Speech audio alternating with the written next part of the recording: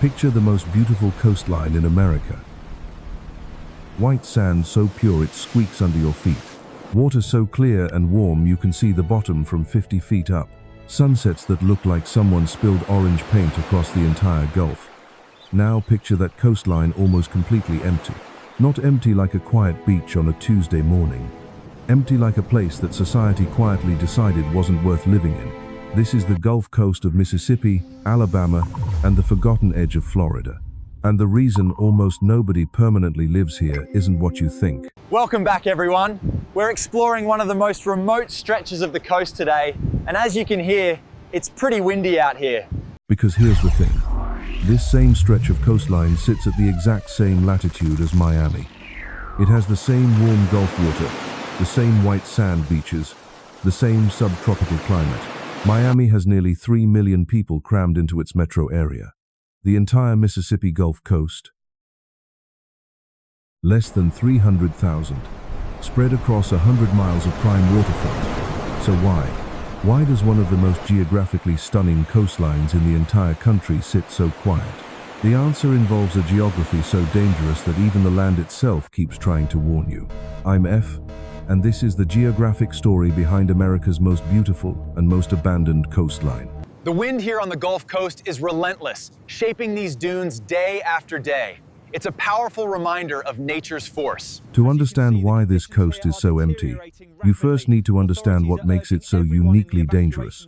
Pull up a bathymetric map of the Gulf of Mexico, a map that shows the depth of the water, and you'll immediately notice something the casual observer completely misses.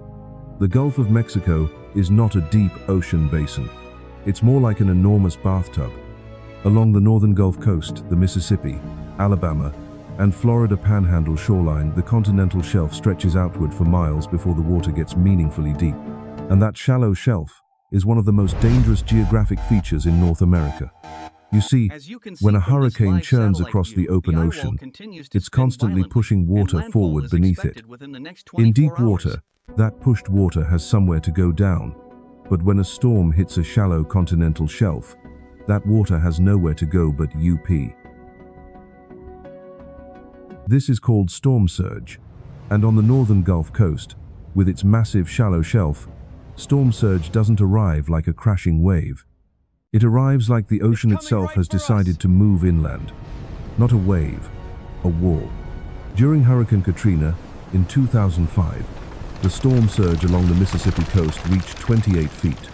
28 feet of ocean water moving at speed across what is essentially flat, low-lying land with almost nowhere to drain.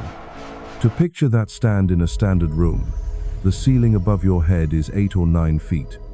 Now imagine the ocean stacked nearly 3 of those rooms high, moving inland at highway speed, carrying everything in its path. That is the geography that anyone who chooses to live here is accepting as part of the deal. Despite the serene appearance today, this beach holds secrets of ancient tides, reminding us of nature's profound and enduring cycle. But the danger doesn't start and end with storms. The physical geography of this coastline creates problems even in complete calm. Look at a satellite image of this stretch of coast, and you notice immediately that the line between land and water here is more like a suggestion than a boundary. The coastline is a labyrinth of barrier islands, tidal marshes, estuaries, and river deltas. The Pascagoula River, one of the last undammed rivers in the American South, spills into the Gulf here, spreading its sediment across a coastal plain that sits only inches above sea level in many places. And unlike the high limestone rock that gives Miami Beach its foundation, or the hard bedrock that anchors the Virginia coast, the soil here is soft marine sediment and compressible clay. You see, the land on this coast doesn't just flood during storms, it's actively sinking. As the sediment deposited by rivers slowly compacts under its own weight, the land subsides slowly, relentlessly, measurably. Parts of the Mississippi Gulf Coast are losing elevation at a rate of nearly ½ an inch per year. And as the land sinks, sea level is simultaneously rising. These twin forces, subsidence from below and sea level rise from above, mean that the window of livability on this coast is not just dangerous today. It is geometrically narrowing every single decade. Now you might be thinking, okay, it's dangerous, but so is Miami, so is New Orleans, so is Houston. People build massive cities on dangerous coastlines all the time. So why didn't they here? What specifically happened on this particular stretch of coast that convinced an entire civilization to quietly give up on it? The answer starts nearly 300 years ago, and it ends with one single storm that rewrote the geography of an entire region. Long before European explorers arrived, the indigenous people of this coast had already worked out the geography. The Biloxi, the Pascagoula, and the Choctaw people didn't build permanent dense settlements directly on the shoreline. They understood, as people who had lived through centuries of Gulf storms, that the coast was a place to use, not a place to anchor your civilization. But in 1699, the French arrived and ignored that 1,000 years of local knowledge entirely. The explorer Pierre Lemoyne d'Iberville sailed into the shallow Gulf and established the first European settlement in the entire Mississippi River Valley right here at a place he named Old Biloxi, near modern-day Ocean Springs, Mississippi. For a brief, strange moment, this stretch of coast was the capital of French Louisiana, the administrative center of a colonial empire that theoretically controlled the heart of North America. But the geography quickly made the French pay for that arrogance. The coast was plagued by storms. The harbor was too shallow for large ships. The soil was too waterlogged for serious agriculture. The insects were unrelenting, carrying malaria and yellow fever that killed settlers in waves. Within a few decades, the French abandoned the Gulf Coast and moved the capital upriver to New Orleans. And in doing so, they made a geographic judgment that still defines this coastline today. They decided this coast was a place to pass through, not a place to build. For the next 2 centuries, the pattern held. Small fishing communities, modest port towns, oyster harvesters and shrimpers who understood the Gulf's rhythms. The occasional resort town for wealthy Southerners seeking the beach in summer. Biloxi, Gulfport, Pascagoula on the Mississippi side. Mobile, slightly inland in Alabama. Pensacola and Panama City on the Florida edge.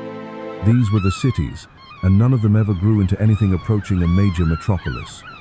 The geographic logic was always working against them.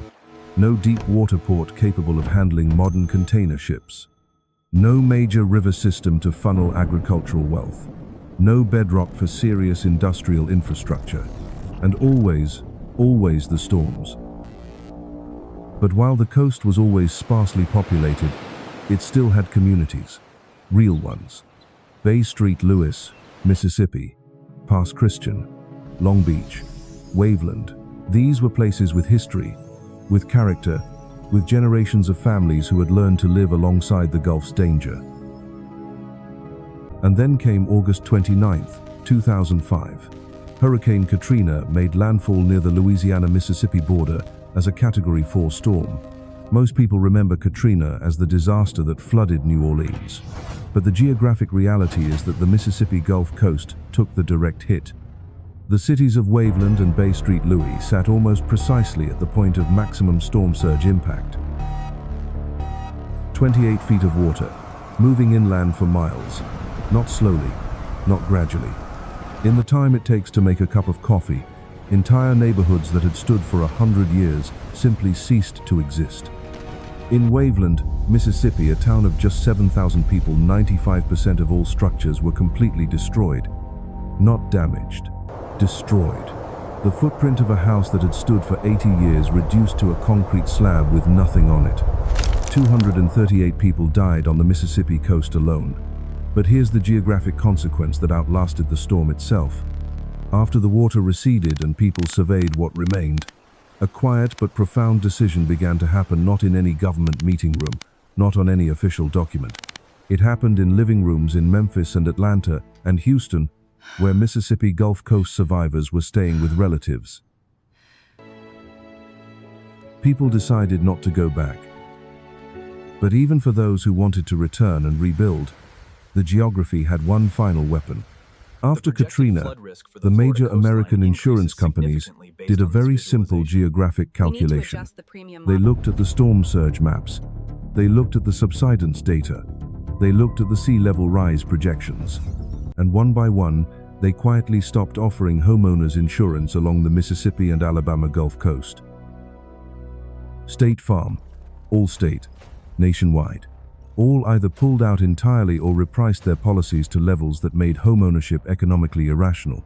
The market itself had declared this coast too dangerous to insure. What filled the gap was the Mississippi Windstorm Underwriting Association, the state-run insurer of last resort. Today, insuring a modest home on the Mississippi Gulf Coast costs 3 to 5 times the national average. For a $200,000 house, annual insurance premiums can exceed $8,000 to $12,000 per year. You see, this is how geography ultimately controls human settlement, not always through direct destruction, but through economic exclusion. The coast doesn't have to physically prevent you from moving here. It just has to make the financial math so punishing that only the desperate or the deeply stubborn will try. And so the emptiness compounds. No population means no economic base. No economic base means no major employers. No major employers means no reason for anyone new to come. The Gulf Coast of Mississippi, Alabama, and the Florida Panhandle sits in a geographic trap that gets slightly tighter every single year. Here's the thing about this coastline that I keep coming back to. The changes we're witnessing are irreversible if we don't act now. The beauty is real. The white sand of the Florida Panhandle, the Emerald Coast they call it, is genuinely among the finest beach geography in the world. The water off the Alabama shore is warm and clear and teeming with marine life. The sunsets over the Mississippi Sound are legitimately spectacular, and none of that matters. Because geography doesn't reward beauty. It rewards safety. It rewards stability. It rewards the kind of ground that won't be underwater in 20 years. And on this particular stretch of American coast, that ground simply doesn't exist. The indigenous people who lived here first understood that. The French who briefly tried to build an empire here understood that. The insurance companies who quietly left understood that. And increasingly, the people who once called this coast home are beginning to understand it too. America's most beautiful coastline, its most dangerous, and its most empty for a reason. This week over on my travel channel, I'm standing on one of these empty stretches of Gulf Coast watching where a neighborhood used to be. If you want to see what this emptiness actually looks like on the ground, come join me over there. And if you want to understand why Louisiana right next door faces an even more extreme version of this same geographic problem, check out that video right here. Thanks for watching. See you next time. The Gulf Coast isn't the only American coastline geography is quietly winning against. This one might actually surprise you.